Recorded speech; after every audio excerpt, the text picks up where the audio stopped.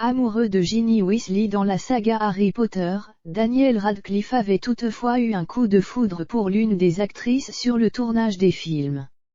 Mariée au moment du tournage, l'actrice plus âgée que lui avait eu droit à tous les égards du jeune garçon à lunettes. En 2001, Daniel Radcliffe apparaissait pour la première fois sous les traits des Harry Potter dans l'immense succès cinématographique tiré des œuvres de la désormais décriée romancière J.K. Rowling.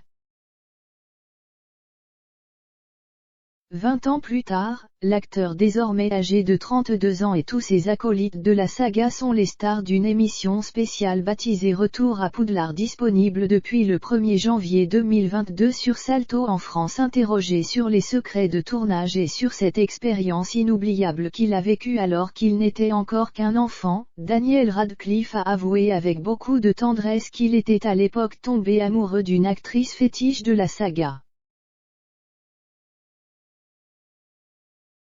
Mais n'allez pas croire qu'il s'agit d'une jeune fille de son âge comme Hermione Granger, Emma Watson, ou encore de celle qui devient sa femme dans la saga, Ginny Weasley, alias Bonnie Wright.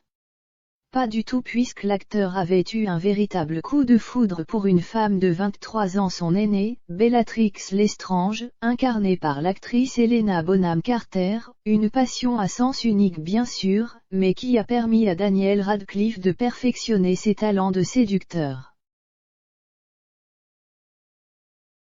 Amoureux transi, prêt à tout pour obtenir les faveurs de sa belle, l'acteur avait même fait parvenir un mot doux en 2011 à l'actrice, qui était mariée à l'époque au réalisateur Tim Burton. Chère Helena Bonham Carter, ce fut un plaisir d'être ton partenaire et ta sous-tasse, en ce sens que je finissais toujours par tenir ton café. Je t'aime et j'aurais aimé être né 10 ans plus tôt, alors j'aurais peut-être eu une chance, avait-il écrit.